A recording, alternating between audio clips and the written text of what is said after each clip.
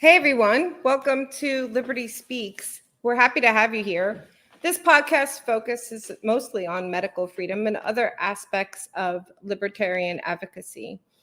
I am super excited to bring to the podcast today Allison Lucas. She's an attorney from Siri and Glimstad. Welcome, Allison. How are you today? Hey, thank you. Thanks for having me. I'm doing very well. Thank you. Well, I just find your work incredibly important and interesting. And what Allison works on is protection of individual rights and prevention of government overreach. So, in particular, religious and medical exemptions as it relates to medical procedures, and particularly as it relates to vaccines and biologics. So, Allison, do you want to tell us about your experiences and some interesting cases and hopefully some great wins, I hope? Yeah, I would love to. I tend when I get going, I really go for it. So if you have questions, I'm sure people listening would also have questions. So please do interrupt me as I start talking, because I think the interaction here and the answering of the questions is the most important part. So my focus with Siri Glimstad is vaccine exemptions. So I assist people with medical and religious exemptions. And mostly my practice focuses on school-age children, college students, and people in the workplace. And most recently, clinical rotation students who are having a very difficult time at some institutions and some locations in securing vaccine exemptions, not necessarily for their program, but so that they can attend clinical rotation sites. So that has been keeping me busy over the last couple of months. But other attorneys at the firm also assist with immigration exemptions. Christina Zanitas is the attorney at the firm who is in charge of that practice, and she is very successful and very busy. And then we have another gal at the firm, Wendy Cox, who was a nurse in the military and then an attorney in the military, and she assists clients with military exemptions. So between the three of us, I think we pretty much have all the bases covered. It's nice to be able to offer that comprehensive service. And we also have people in the firm who practice discrimination employment law. So if someone was terminated for not receiving the vaccine, or if their religious exemption were denied, for example, the two attorneys in the firm can assist with that. So I just mentioned that as an example of how, not me necessarily, but to some extent, I've been exposed to sort of the front end and the back end of religious exemptions. And so I think that's important for people who are seeking help, is to find someone who has seen what it looks like on the front end, but also are they capable and able to know what happens if you get denied? What are the next steps then, right? So so that's kind of what I do and how I spend my time. So maybe we should go back a little bit and thank you for doing this. I think it's such an important part of medical freedom. What is it from your perspective, how it has come to pass that in the United States of America, we have to submit an exemption, either religious or medical, for a medical procedure that either a governmental agency or a business has decided is a requirement? And there's a lot to unpack with that question. But do you have any opinions or feelings about how we are at this stage in the world? And, what is the basic premise of what a religious and medical exemption is, and how do people actually submit them? Yeah, it's a lot to unpack there. How did we get here as a society with these mandates, medical procedure mandates?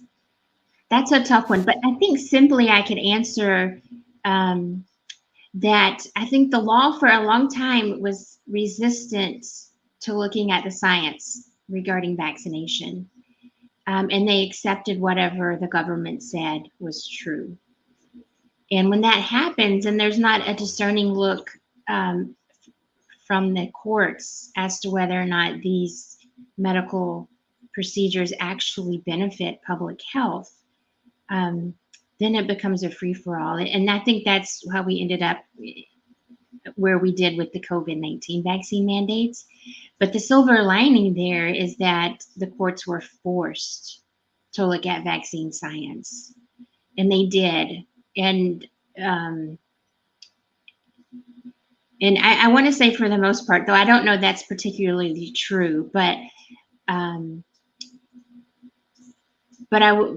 maybe not for the most part, but a lot of courts have decided that what the government says about vaccines is not accurate, right? So the courts are now starting to look at the science themselves to permit expert witness testimony and to listen to that, and then to take a more discerning approach regarding whether vaccine science is as the government says it is, right? So we needed to get to this place, and unfortunately it took COVID to get us here. But so the good news is employers, colleges, judges, courts, they're all starting to recognize, not all, I shouldn't speak that way, and so in comprehensively, but a lot of people are waking up and noticing and trying to think more critically about the subject, whereas before it was just accepted. But I think, too, the other side of that coin is to realize that, the U.S. Constitution has a lot of really good protections for its citizens, but they're not absolute. And so whenever a constitutional right is implicated, it's always going to be a balancing test. It's going to be the public good versus the individual in almost any kind of constitutional issue. And because the courts just accepted the fact that vaccines were in the public interest, that balancing test traditionally always tilted toward the government and the interest of the population at large. So that's kind of how we got here. But again, taking a discerning look at the science has helped to sort of balance that scale in a more appropriate way. And I think it will continue to shift more towards courts and people demanding more from the government about vaccine safety and efficacy. That's my hope. Yeah, I think that that's a good summary of how we got here. And I, too, although it pains me to say this, definitely think that in the end, it's this weird inadvertent blessing in disguise, because I feel like the path to liberty lies in truth. And I think that the truth on this topic hasn't been fully disclosed.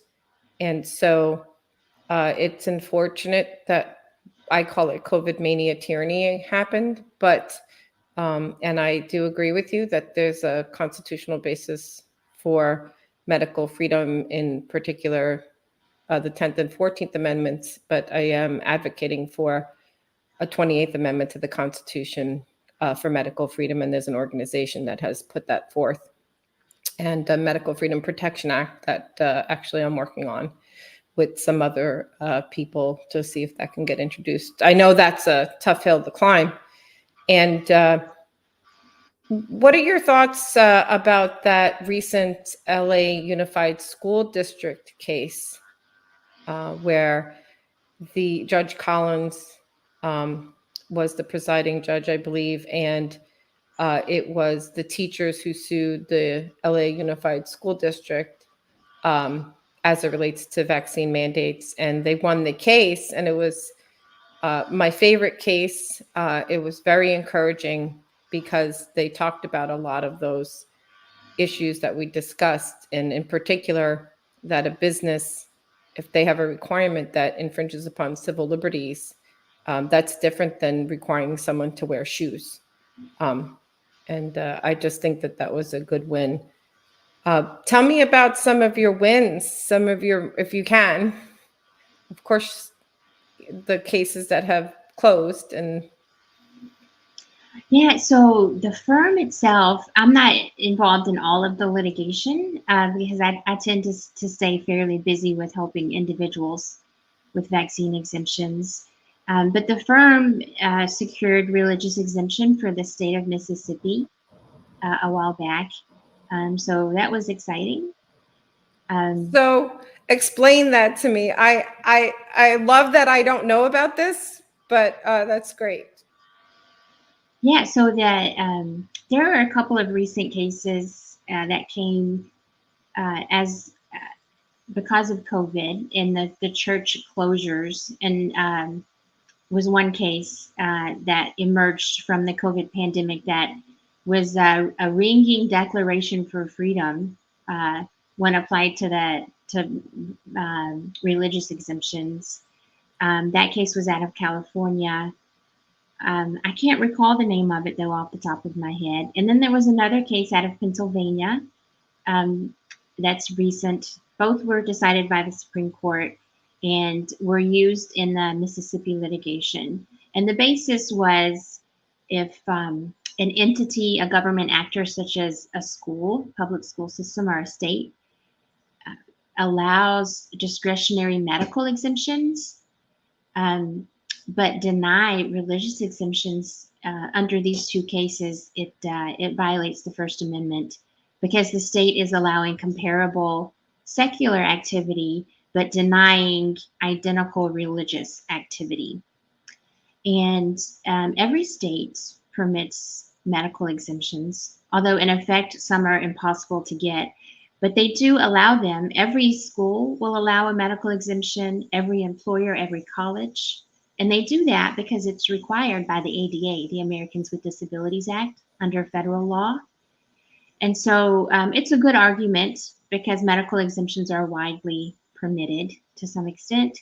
And so if these entities can safely accommodate people who have medical needs by offering them a vaccine exemption, then they can safely do so with people who have religious beliefs that oppose vaccination. So that was the basis of the lawsuit in Mississippi, and it was successful. So I think probably maybe a year ago now, the judge ruled and issued a permanent preliminary injunction, and so the state has had that religious exemption for about a year now. That's great. And correct me if I'm wrong, but this is the way I have always looked at it. And I don't mind disclosing my own personal journey. I was vaccine injured in 2012 and was sick for 8 years. And I submitted both a medical and religious exemption to my local hospital. And, I'm a physician, and so I do procedures at hospitals and surgical centers. So we were affected by the CMS mandate related to healthcare workers. My own private office and group didn't have a mandate. There was no, private group decision to have a mandate. And at my local hospital, actually, I was one of the few people to get my exemption approved. And of course, partly it's because I was here when I was sick for 8 years and a frequent flyer in the ER, and everybody knew the story. And so, I think that, I was going to leave medicine. I was not going to get it. But the discussions that I've had with high level people across my local area and other doctors and hospitals and administrators is the following. It is not, if you have a reasonable accommodation for me, right, then if someone has a sincerely held religious belief, you can't argue that you don't have a reasonable accommodation, excuse me, because, my accommodation was to COVID test every Monday for 3 years. And there's a whole much to that, but nevertheless. And I really couldn't get people to understand that that was the same. And also, when we discussed my own personal medical exemption, I said, my doctor wrote my medical exemption. That is my medical exemption.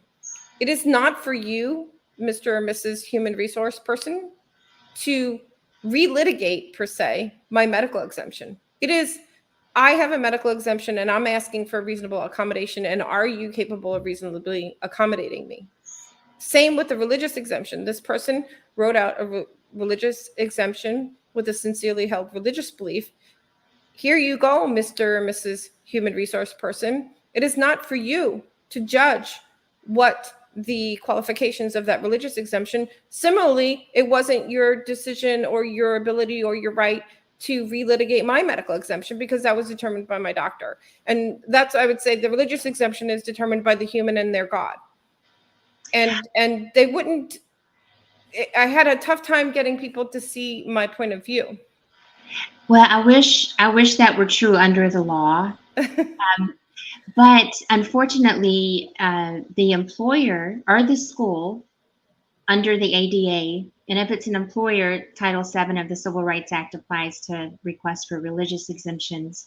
Under both of those statutes and the enormous body of case law that's available interpreting those statutes, the employer can look into or question the sincerity of a person's beliefs, and can also ask questions or scrutinize to some extent someone's request for medical accommodation.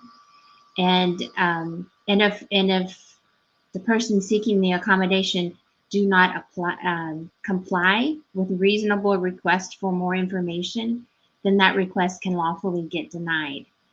So I think that's a common misconception I see with clients who are seeking help. So that's important to know. I mean, I truly wish it weren't that way, but that's the way that the law is written and applied. And if you want, I can talk more about both of those. Yes. From start to finish, just so people can have a good grasp of what the law says about those things. Yeah, because I didn't know that, and I wasn't able to find that in my research. But I think I'm not a lawyer; I'm a doctor, and I find what the law to be the case to be incredibly frustrating, right? Because who are they? who is a human resource person to determine what my doctor decided or what my God, So I'm glad that I know that my argument is not legal. My argument is logical, but wrong, To some extent, right? To some extent. So there's a lot of gray area there. And I think before the pandemic, I think we rarely saw requests for ADA accommodation or requests for religious exemptions being so scrutinized. So the law was really tested over the last 3 or 4 years. And there was just an immense amount of case law that came out to clarify some things. There was a case that went up to the United States Supreme Court. It was Groff versus DeJoy. It was a postal worker, and it was a religious discrimination case. It was about accommodation, what type of accommodation is reasonable. And because of that case, and because of the pandemic and the court's need to clarify the accommodation aspect of Title VII, the Supreme Court reviewed that statute and said that the standard for whether or not a person can be accommodated under Title VII is not de minimis. It's not the de minimis standard that circuit courts and appellate courts all over the country had been using for years. So the court clarified that law and made it even harder for employers to deny accommodations on the basis of undue hardship. So that's great. So yes. Yeah. And then we had those other constitutional cases sort of come through out of the pandemic, clarifying law, strengthening First Amendment protection. So again, that is wonderful. So some good things did come out of the pandemic from a legal perspective. But during the pandemic, about the time everyone was going back to work and all these mandates were issued, colleges, schools, employers across the country just violated the heck out of these protective laws and thought they could get away with it, and by and large they did. But for those people and employees who were affected negatively and dug their heels in and fought in court persevered over years of litigation, we're starting to see courts come around and make what I think is the logical and correct conclusion. So, like I said, the tide is shifting. It was very, very bleak from a legal perspective for a couple of years with what we were seeing happening, what was being allowed to happen. But again, the courts are starting to correct that. So that's the good news. But well, that's good. And also, if that employer is analyzing that medical or religious exemption and subsequently decides that they're not going to accept it, right? They have to defend those reasons in court if that person pursues it, right? mhm. And it's very interesting to me because, particularly with a medical exemption, it's incredibly difficult to get a medical exemption, of course. And I just am remembering my fear and distress during the time. Yes. Because for me personally, after being sick for so long after my vaccine injury, there was no way that I felt like I could survive it, and I didn't want it. And of course, that brought me to the situation that I am with you. So for me, it's personal, and I try to separate the personal, but it does drive me. And there's a couple of friends of mine who have children who want to start clinicals with their various sorts of allied health professional and medical schools. And the medical schools and, PA schools are saying what you just said. They're still saying, well, you don't have a mandate for us, but we can't control what the clinical rotations, Mhm. will say. And I just get so frustrated. I know you have a lot of wins. I just brings me back to in these United States, the idea that I have to ask for an exemption in order to not be forced or coerced into receiving something that is injected into my body is antithetical to the idea that we are sovereign, conscious beings that have a right to informed consent and bodily autonomy. Because the informed consent part is also problematic because informed consent requires full disclosure of the risks and benefits with the free ability to decline, and that the ability to decline can't be tied to life, liberty, property, and the pursuit of happiness because of the Declaration of Independence, the 10th and the 14th Amendment. It's so weird for me as a libertarian and a medical freedom advocate, and I appreciate what you guys are doing. I just wish it was even faster. Yeah, us too. Yes, too. There's so much I want to say about all of what you just said. I will point out that the First Amendment doesn't apply, like the U.S. Constitution doesn't apply to private actors, and there are other civil rights statutes that may apply depending on the situation.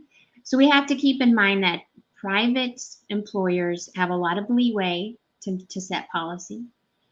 And also that the accommodation, the idea of accommodation in the workplace, either for medical reasons or religious reasons, it wasn't created to address mandated vaccination. So I don't think the framework that's in place works well with trying to exempt mandated vaccines, because it was really intended and put in place for things like if someone needed Sundays off, or if they needed Saturday off to observe the Sabbath, right? So it's kind of a new construct to apply mandates to this pre-existing law. So yeah, it's not a great fit, but it's what we have in place now for religious and medical accommodation. So we just have to learn how to use it to our advantage, right? How do we use the right to a medical accommodation to get a medical accommodation if we have a condition or a previous adverse event that makes vaccination more of a risk than a benefit? And medical exemptions are a passion of mine because a lot of people need them, but very few people understand the process or how to get one. And a lot of, not a lot, I would say I encounter some physicians who are well-meaning and want their client or their patient to receive a vaccine exemption, but just aren't clear on what the law requires. And so that's kind of where we come in to help, because vaccine exemptions per the ADA and state statutes have to be written in a very particular way, and it helps to use particular wording. And if the right buzzwords are not used, sometimes I've seen it get denied. And the employer or the school often won't tell you what was the defect, what was missing, how do I correct this, even when asked, right? And so sometimes it's just a slight shift in language, or it's adding an additional sentence. And that's enough to get it over the finish line. So yeah, it's unfair, but I think knowing like the rules of the game can be very helpful for people. So for example, with the ADA, in order to legally qualify for accommodation under the ADA, the person has to show that they have an impairment or a condition that affects a major bodily system and that interferes with daily life activities. And that's a very oversimplification of the law, but that's the gist of it. So medical exemptions should be written in a way that expresses these things. So right when I help a client with a medical exemption, I just want to say up front, this person has mitochondrial dysfunction. This affects almost every bodily system and interferes with the daily life activities of whatever, of breathing, of eating, of sleeping, of thinking, of seeing, whatever the case may be, right? So you just want to put that out there and get that established in the medical exemption.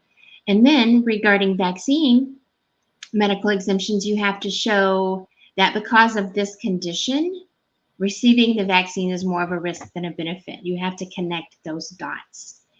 And so we do that. You know what? We've helped people with diabetes, with eye conditions, with kidney conditions, mitochondrial dysfunction, and other things that people may not consider could be a vaccine, could lend itself to a vaccine exemption. But because we understand the law and understand how to write them, they typically do get approved.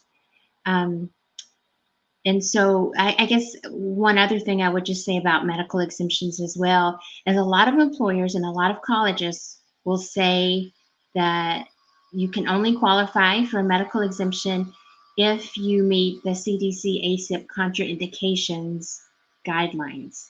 And what they actually mean is the chart that is within that guidance. And it's extraordinarily narrow. I'm sure you're familiar with it, right? So it essentially, for the most part, says that a person doesn't have a contraindication to receiving a vaccine unless they've had a previous vaccine injury with that vaccine. And it usually means severe anaphylactic reaction to a previous dose. So under that guidance, you have to be vaccine injured before you qualify for an exemption. And you don't even qualify for a blanket exemption if you've had, let's say if you had a severe anaphylactic reaction to MMR, then under the ACIP guidelines, you would be contraindicated from receiving the MMR, but not DTaP, and not varicella, and not MEN ACWY, right? So it's so narrow. But the fact is, and the law says that the ADA and the legislature has been so clear over and over. The ADA is very, very broad, and it's meant to encompass an incredibly extensive umbrella of conditions and symptoms that can be protected under the ADA. And so it's just simply untrue. If a college or an employer is telling people that they can't qualify for an exemption unless they meet the ACIP CDC contraindications, it runs afoul of the ADA and the intent and the spirit of the ADA. But again, in order to qualify for the exemption under the ADA, you have to show everything that we spoke about, right? And I've seen a lot of a lot of physicians writing these exemptions. They really want to say things like, this person is exempt from MMR because I said so, right? Or because it's harmful, right? They just want to, and they're the treating physician, and they should have the right to make that call. But under the ADA, it's just simply not. It's just not enough. And then when doctors are pushed back on that, they don't know what to say, and they get nervous about, ethically, are they going to get hit on the head from the state because they wrote this exemption that got denied, and they get nervous about things like that. So again, that's where we can step in, because it truly is a medical and a legal thing, this medical exemption. And I think it takes both professions to do it well. So that's how I help with the medical exemption part of it. Yes, there's so much to that. And the science of it, I just would be remiss in not saying, that's like saying if someone is allergic to a leaf, it would be okay for them to have Motrin, but they're both NSAIDs. And no doctor would do that, would never recommend, because likely there's a chemical relationship, right? Mhm. The adjuvants and excipients in a lot of the vaccines are very similar, and the adjuvants and excipients in a large percentage of the cases are the reason for the adverse event or reaction, or the contraindication related to the medical condition, which is something that I've been researching for 10 years. I have books on it and things like that. And so, and also, who is the who are they to say, right? There's so much there, legally and medically. So much, yeah. And it makes me even more determined to work on a Medical Freedom Act, and then eventually a constitutional amendment. Because for me, in my mind, and I'm not a lawyer, so you can correct me, but the only way to get rid of Jacobson versus Massachusetts, which is the 1905 case that set precedent for mandates and the like, and that LA school district case did put a dent in it, is a constitutional amendment. Because I don't think that the ADA and the Constitution is enough. Just like we kind of really don't need a 10th Amendment, but we did. Sometimes you have to belabor the point, in my opinion. Yeah, it's like I said, the current law that's in place that permits accommodations it really wasn't intended for a mandated biologic. So it doesn't, I don't think it fits as well as these laws, as it could, for sure. But some of the case law that's come through and interpreted these federal statutes in terms of mandated vaccines, I think are helpful, very helpful. And so we make law as we go, and as things happen. There was a lot of law made over, people were making things up left and right regarding the law over the pandemic, because it was unprecedented. And so now we have this new established law, and some of it's very good, very good. So yeah, I was listening to an interview with Jeffrey Tucker and someone from one of the health defense funds. I think it was Leslie.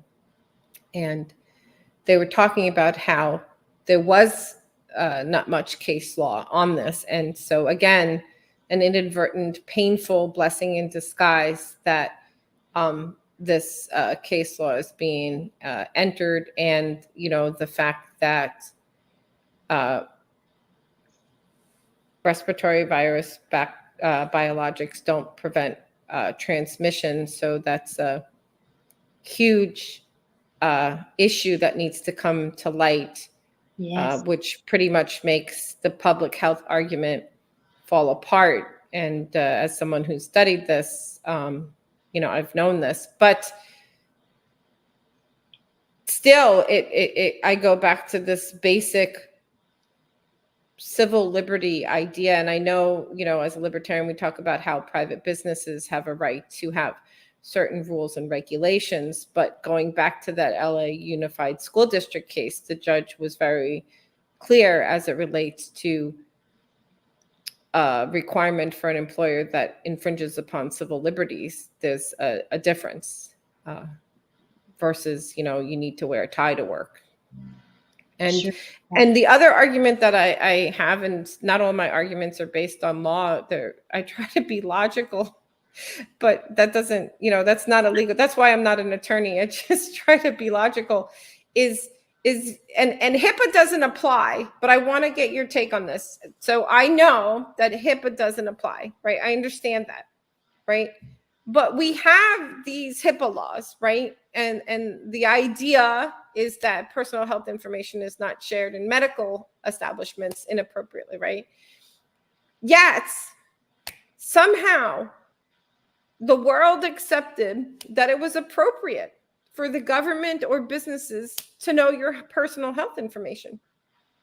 And so in the spirit of HIPAA, which we make fun of all the time, did the HIPAA police come by today? It seems absurd to me, illogical, incredibly civil liberty infringing, that anybody had a right at all to know whether or not I was vaccinated or not, because it's none of your business. And so I think that we need to really have a discussion about that. I know there's no law against it, and I know there's no HIPAA for businesses, but if a business, when they interview a person, and tell me if this is not right, really can't really ask, are you pregnant, or like get into all these kind of things, how on God's green earth are we allowed to even ask whether or not I'm vaccinated in the first and second place? That doesn't seem logical or appropriate in a free society that we pretend to be. That's just my rant. There's no legal basis for it. Well, the ADA covers sort of those medical questions in the workplace.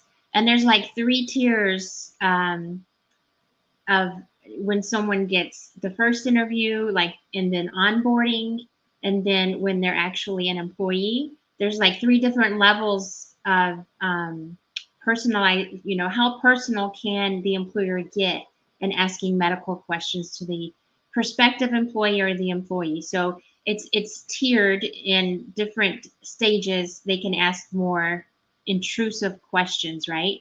But the EEOC came out, the Equal Employment Opportunity Commission, which is a federal organization that is charged with enforcing civil rights laws in the workplace. So Title VII and the ADA. So the EEOC came out during the pandemic and said it's okay to ask if someone's vaccinated.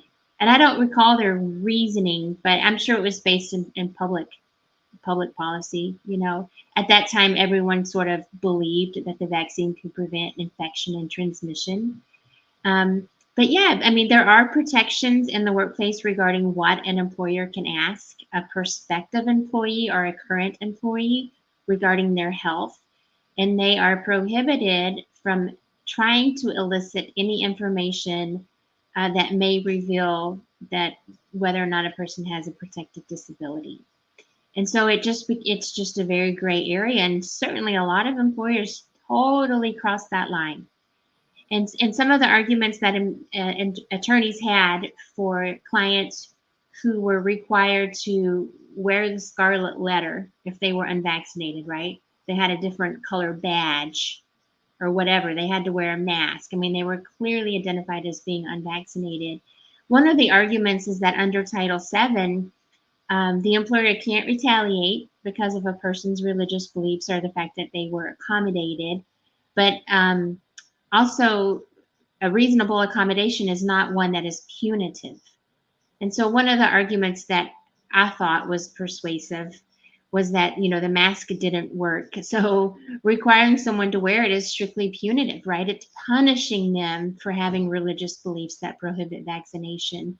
So there are some legal arguments that could be made regarding those outing behaviors. And some courts will accept them and others won't. One thing we saw in the court system in a way that I'd never seen as an attorney is that judges were willing to make decisions based on their personal preference, right? So if they thought COVID was a disease that could be lethal, then that was clearly reflected in their rulings, even though maybe it wasn't based on law. And so that was unfortunate, but it happened. And regarding HIPAA, HIPAA sometimes can have a bearing on vaccine mandates and exemptions depending on the location, right? Or the venues. For example, for a school-age child, if there is and you probably know better than I do regarding HIPAA, but if there's a clinic inside the school that provides the vaccine or administers the vaccine, am I right that HIPAA would apply in that instance? That's my understanding. I'm not a HIPAA expert, but you bring up a point. So the EEOC was part of the root of the problem because they gave guidance and said that it was appropriate to ask COVID vaccine biologic status. That's a problem. Who made those decisions? Well, that was my understanding. Hopefully, I didn't misspeak, but that was my understanding of the EEOC guidance during the pandemic, that it was appropriate to ask vaccination status. And the EEOC issues their guidance. It's a government agency, or they might be a non-governmental agency. I don't know how they're classified, but it's a federal agency, right? It's supposed to be an independent agency that's charged with enforcing these laws. And so, for example, sometimes when people file these claims with the EEOC, they will think, they are supposed to do an investigation and decide if discrimination occurred. And then sometimes if they think it's blatant, they will file a lawsuit on behalf of the employee that was discriminated against. So they do serve a very important role and sometimes a very helpful role. And in my experience, have traditionally been protective of people seeking religious exemptions in the workplace to mandated vaccination. So for example, before COVID, you typically only saw mandated vaccination in the workplace for healthcare workers in the hospital setting. And there were a lot of EEOC cases where they defended or they brought claims on behalf of nurses or healthcare professionals who were discriminated against for not receiving the flu vaccine on religious basis. So they had sort of an established history, in my opinion, of being protective of an employee's right to object to mandated vaccine on religious grounds. But then COVID came along. Well, it's interesting. A couple of points. Like, by no means, when I say the EEOC made that decision, like, I'm sure it's a lot of governmental agencies, right? There's certain things that they're do good at and some certain things that they don't, which goes back to, how we need to pull back on government interference in matters of health and have separations of science and state. And, in my perfect liberty land, none of this would exist because it doesn't seem logical in a free society. But that's, again, me just trying to be a logical citizen of a purported free country. And all of these infringements, the way I look at what happened during COVID mania tyranny, it just seemed to be really a quintessential example of our failing constitutional republic, right? It was about the science, which turned out to be wrong, of course, but it wasn't. It was the regulatory capture and how fear was used to push people to completely relinquish their civil liberties and force and coercion. And this might not be your area of expertise, but the informed consent part of it also bothers me because the truth is in medicine, standard of care is informed consent. And the preclinical trials showed serious issues with safety and efficacy of the COVID biologics and vaccines before they were released to the general population. And so physicians and healthcare workers didn't look at that information but I'm not sure I'm ready to forgive you for it, you know? So even if, you know, they had drive-through vaccination clinics, there's no way that proper informed consent occurred with both the real risks, anaphylaxis, heart attack, stroke, clotting. All of these were seen in the trials beforehand, right? And, you know, the free ability to decline, you know, at least in that situation with the doctor, a healthcare provider. And then there was such blurred lines where your employer, as a physician or a nurse in the hospital, your employer was the person administering the vaccine. You know, like this, all of this really has no business in a free society. No. And it's so distressing to me. And I spoke recently at a medical school about this. And I think I upset some physicians when I told them that they violated standard of care if they didn't provide informed consent. But I'm sorry, it's, you know, the truth is the truth. Yeah, I would take that even a step further and say that there's, in my opinion, has never been informed consent regarding vaccination, especially with childhood vaccinations, because all the federal law requires is that a pediatrician put out the vaccine information statements in their office. Not even that they make sure that the parent sees them before the vaccination is administered, or that it's discussed. It's just that they have to be available in the office where the vaccine is given. And that's really it. So the law has always assumed that the risk, or I should say the benefit outweighs the risk regarding vaccination. The law has always assumed that, which is insane, especially when you're talking about a day-old child getting a hepatitis B vaccine that prevents sexually transmitted disease, right? I mean, that's how insane the law is. That's how much the law disregards informed consent regarding vaccination for school-age children. Yes, of course. And for the sake of full disclosure, I have 2 children that are fully vaccinated. And when they were little, and I'm a doctor, I had no idea. And I did not even ask for informed consent, which is strange. And I gave them all those shots and worried if we were late. I had no idea that there was any side effects, bad on me, all of that, until I literally was almost homebound and sick for almost 8 years after my vaccine injury. Yeah. For which I don't regret. I don't regret, because it brought me here. And I agree with you. There is no informed consent related to something that is injected into you. There's no medical procedure ever in the history of anything that doesn't have a risk benefit profile. But the truth is, and I'm sure you'll agree with me because you guys talk about this all the time, the issue is that we have HR 5546, the law in 1986 that removed all product liability from vaccines and biologics and established the vaccine adverse event reporting system and the healthcare compensation fund, right? For which $7 billion has been paid out before COVID for vaccine injuries. And that according to their own report, the Lazarus report, only 1 to 10% is even reported because no one even knows about it. And the PrEP Act that provides product liability for COVID vaccines and biologics and established the COVID countermeasure program for which you have to report your vaccine injury within that first year, which most people don't know. So we have product liability protection that doesn't exist anywhere in the country or the world for anything else. And of course, in the United States, safety and efficacy is driven by what? Competition. So I don't even think that the pharmaceutical industry would have allowed these to be launched upon the population if they had product liability. Right. So yeah. the crux, yeah.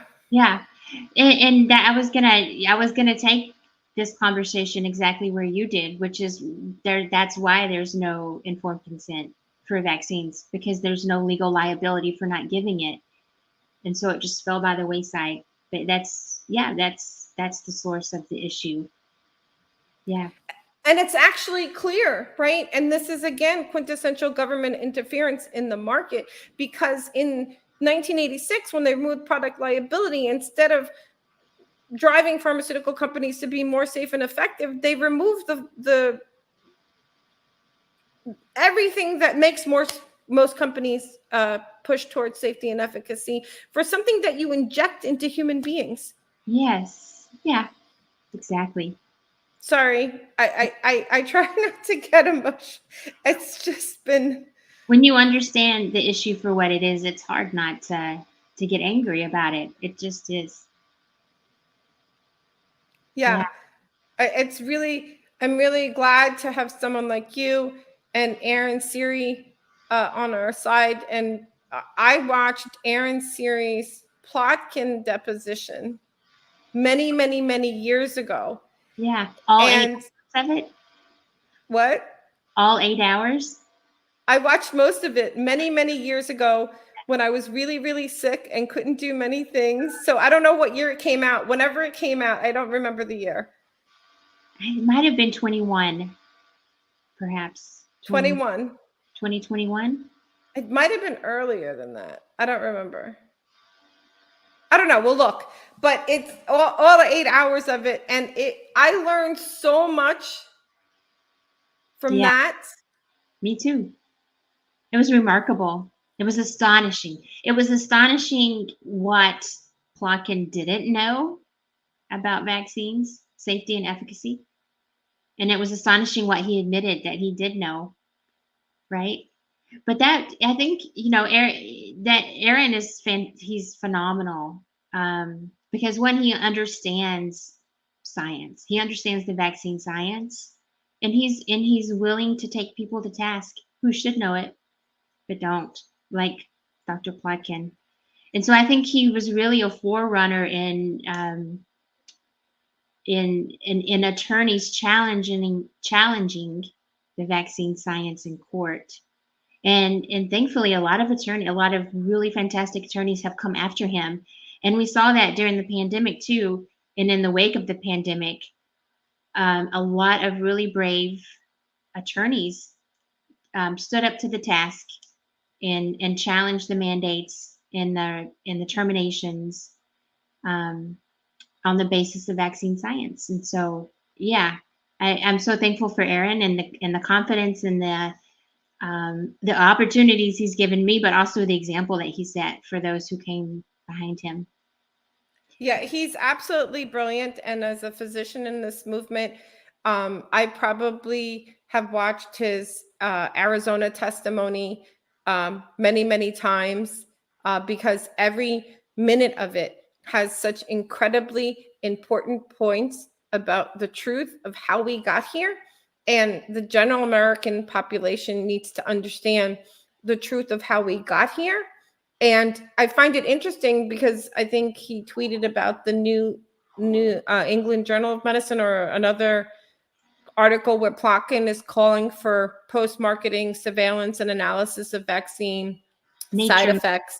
Nature magazine. Nature, excuse me. Yeah, but the 1986 law that established the vaccine adverse event reporting system in the Healthcare Compensation Fund, right, has part of that law requires that safety studies be conducted because we do need post-marketing surveillance, and that's the whole point. And according to that ICANN Freedom of Information Act, I understand that there has been no safety studies in the last 30 years on the current vaccine schedule. Is that correct, or do I have that wrong? No, my recollection is that whatever the statute required them to do under the act, they have not done, right? That's my understanding. That's my memory. But that the 1986 Act, and I know that you know this because Aaron has hit on it so many times. But I think it's important for people to understand that the 1986 Act required the government to do two very conflicting tasks. One was to study vaccine post approval. Once the vaccines became available on the free market, they were tasked with keeping up with the vaccine safety of those, studies and whatnot. But at the same time, they were responsible for defending claims of vaccine harm in vaccine court. And so, if they were to do studies that show that vaccines can be harmful, can cause harm, those same studies would be used against the government in vaccine court.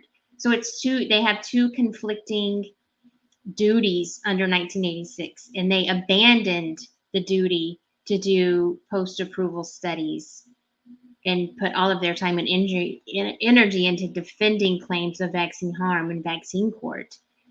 So Aaron has always advocated that that the government's duty to do the post-approval studies needs to be removed from the government and given to an independent agency, because they do have this inherent conflict that can't be overcome. And so that's what he's advocated for, and it makes sense to me. Absolutely. To quote Aaron, he says inherently conflicted in the Arizona testimony, right? Yeah. But there's other agencies that he goes on to talk about in that testimony that in the government where you have the Nuclear Regulatory Commission is separate, right? So Health and Human Services needs to be completely restructured. We need to get rid of the regulatory capture and the like. And the answer really is more freedom and more competitive forces in healthcare and in the medical freedom sector. But I think it's such incredible. Do you have a case or two that you were worried about, but then you got the exemption approved and, a big breath of, oh my gosh, this was so important? Well, I would say every case that I help kind of feels that way, because I carry the burden of the client and understand the enormity of whether or not this exemption gets approved or not. I mean, it could be a scholarship for a college student or a 30-year career for an employee, right? In every instance, it's significant. But I just wanted to quickly talk about religious exemptions and the burden that people carry under the law, because I think there's a big misconception there. But just in a nutshell, when you request a religious exemption to a vaccine mandate, you have a couple of hurdles that you have to jump. One is that you have to show your beliefs are sincere. Two, you have to show that your beliefs are religious in nature. And three, that your beliefs prohibit you from receiving the vaccine. And four, which is sort of down the road and a little separate, that the entity you're requesting the exemption from can accommodate you without undue hardship. But I want to focus on the first three hurdles because that's typically where people trip up. So you can't, for the most part, you can't just submit a sentence that says, I have sincere religious beliefs that prevent vaccination, period, the end. Now, sometimes whether or not that's enough under the law, the entity will accept it, right? So sometimes it works out.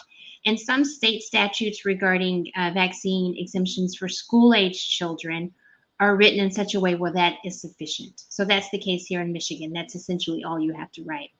But for college students and those in the workplace, that rarely is enough. And so we can help people, we help clients develop this statement so that it's legally sufficient. And for just as an example, typically our clients' religious statements are probably from 6 to 13 pages. So you really do, in order to do it well and to make sure it's legally sound, it needs to be specific. So for example, it would include the client's foundational beliefs, how they came to their beliefs, how their beliefs play out in their everyday life, their practices, what they avoid, what they do. And then we usually go into the objections from there. There should be about 3 objections at least. And they need to relate to what you've already said about your beliefs and your practices. And a client should never solely depend on the aborted fetal cell line objection. I mean, that can be included if it's sincere, but you never want to use that one only for many reasons. I can talk about it if you want.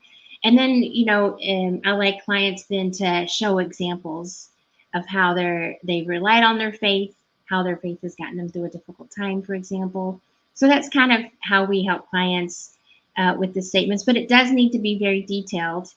And if you don't get past the first hurdle, you never get to the second, third, fourth hurdles, right? So it's important to do it well at the onset.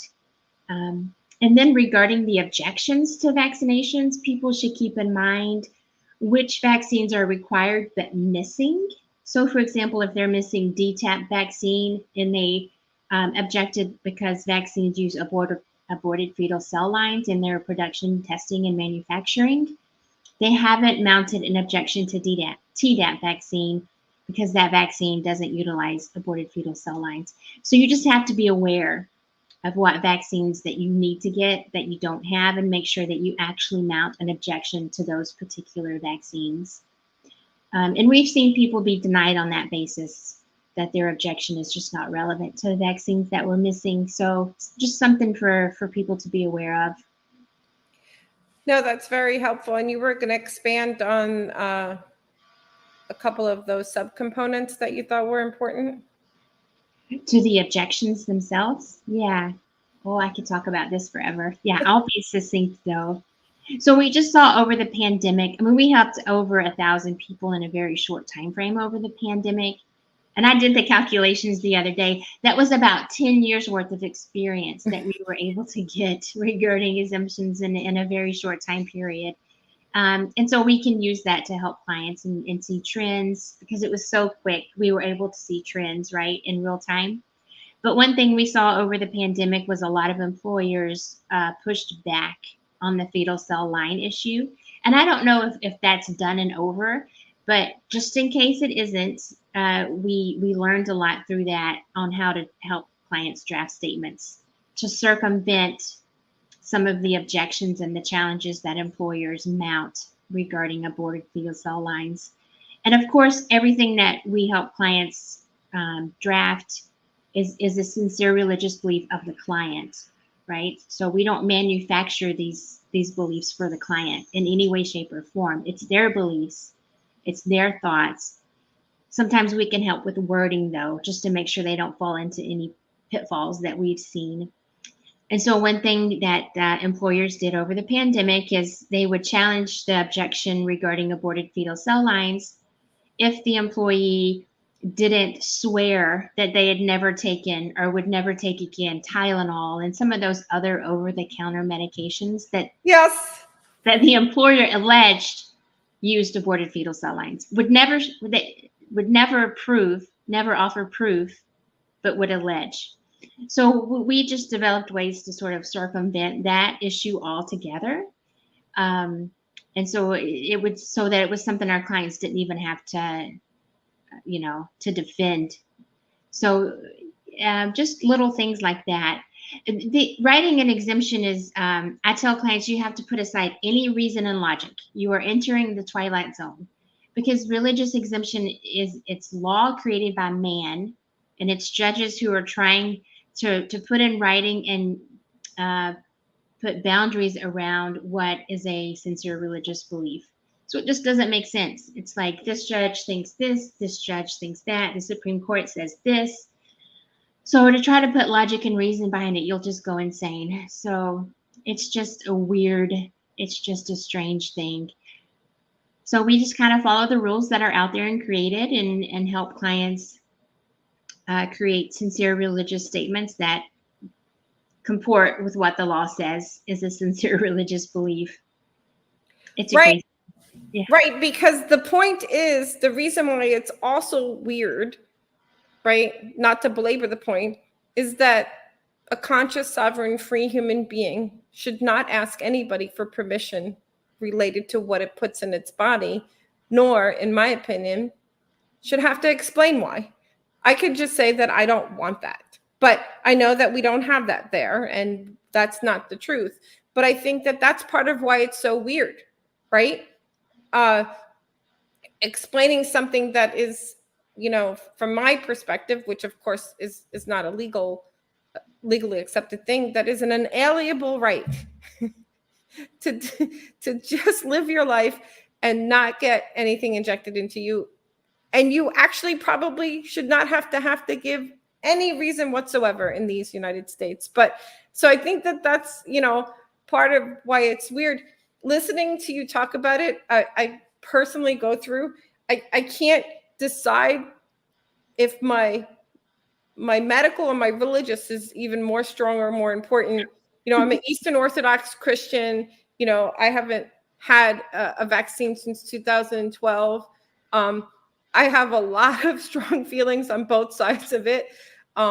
It's just, it's just really very strange times, but I think you're just doing such wonderful work, and I hope we just keep pushing the medical freedom Overton window. And you're absolutely right, especially you and your law firm. I'm just such a huge fan of everything that you've done, and on the behalf of all of us doctors who find your work to be valuable. There are a bunch of us, and all of us that have had exemptions, we're just really so incredibly grateful for all the work that you have done. And there's people like me who you had never met before until recently that are super grateful and proud that you guys are doing the work that you're doing. I cannot say enough that you guys may not realize that how many people value and appreciate all the work you do. So we're really just so grateful for you. So Thank you. really, thank you so much. I'm not going to cry. Thank you for saying that. It means the world to me, and it means the world to my colleagues as well. Thank you. And we say we wish mandates weren't a thing, but as long as they are, we'll try to fight them from the root, right? Cut them down from the root. But in the meantime, for many people, the only option and the path of least resistance and the most economical option is for them to seek an exemption.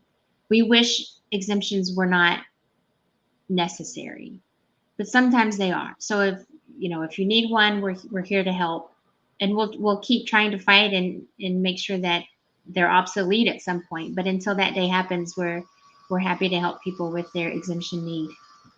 No, and thank you. And the other point that we discussed earlier is that this truth, this information about the science and what judges and other attorneys need to know about the science is coming out through this process. So it is a painful blessing in disguise.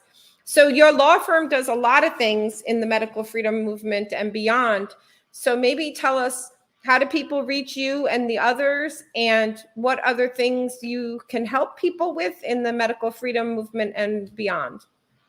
Yeah, so Siri, SIRILLP.com is our website. And from there, you can contact any of the attorneys. You can schedule consultation calls. You can kind of see what we can help with. But there's also some information available there about exemptions and mandates that could be helpful for people. We do have an attorney in the firm too, and I haven't mentioned this yet, who helps parents if their newborn was vaccinated with hepatitis B without consent. And so that's important. So, if that happens, I hope it doesn't for anyone. But I'm surprised and appalled at how many people it does happen to. So if you're in that position or know someone, perhaps this attorney could assist. And I've written a book about exemptions. It's sort of a user-friendly how-to guide, and it covers the whole gambit from school-age children, daycare, preschool, college, employment, immigration, and military. And I hope that it's completely done. We're just formatting it, then we're going to publish it. So hopefully that's available soon. But that could be a very economical option for people who need help. What's the name of the book? What's the name of the book? It's called The Vaccine Exemption Book. Great. And where is it going to be available, do you think? We'll publish it through Amazon. It'll be in an ebook and also hard copy. That's awesome. I'm so glad that you wrote that. And when do you think it'll come out, about ballpark? Oh, I'm hoping in the next 2 months. Oh, that's great. Please let me know. I mean, I'll look out for it. I have 2 more questions for you, and then I'll let you do like a closing statement or something like that. What about the cases, and I'm pretty sure you guys do this, where doctors call social services on parents who refuse to vaccinate, and divorce cases where one parent wants to vaccinate and the other doesn't. I'm sure you guys are involved in some of those cases, or no? That's a good question. So those are driven by state law. They're wholly state law litigations and claims. And so we don't tend to involve ourselves as much with that. We tend to focus more on the federal type laws, Constitution, EEOC, Title VII, the ADA, that sort of thing. But if most of the time, I would just say very, very generally, if the state law permits school age religious exemptions to vaccination, CPS typically cannot or should not investigate or take a child away for non-vaccination. And so that's sort of that. We don't typically involve ourselves on those because it's litigation heavy, and I think clients are best served if they have a local attorney who understands the judges, the law, DHS, and then regarding family law cases where there's a custody dispute over whether or not the children get vaccinated. We involve ourselves with those cases to the extent that experts need to be deposed. So that's what happened with the Plotkin deposition. That was a family law case in Michigan where the dad was the parent who wanted the vaccination. Dad's attorney brought in Dr. Plotkin as an expert to explain to the judge why vaccination was necessary for this child. And so Aaron came in and deposed that expert. So we can do that in family law cases. But that's the extent as to how we involve ourselves in those cases because they're very personal, very state law driven cases. No, thank you for clarifying that. And you guys have an incredible amount of resources. Just for the audience, the reason why I'm smiling, because that's such the incredible nature of the case that Aaron deposed Plotkin was during a child divorce custody case. But Aaron was so brilliant in his deposition to shed light to truth. So it's just a very interesting way how that came out and the type of case that it was. So that's why I was laughing when you were saying that, because it's so important how that played out. So of course, everybody can find you on the website. Did you wanted to say something towards what I had just commented about, or? No, I think you summed everything up very well. Yeah. I would just say thank you for the opportunity to discuss these issues. I could talk about exemptions and the ins and outs and nuances of exemptions all day, but we do offer consultation calls too if people have questions, and I'm always happy to talk about exemptions. That's great. So if you need help, please reach out to Allison. I'm so grateful and thankful to have you on the show, and it was great talking to you as well. I'm gonna say goodbye to everybody, and we'll see you guys next time. And Allison, I'm gonna put you backstage, and we could just say goodbye there. Bye, everybody. Thank you, Allison.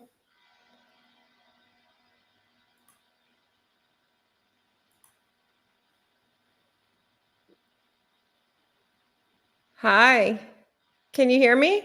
Yeah, I can. It says I'm still in the show. Is that right?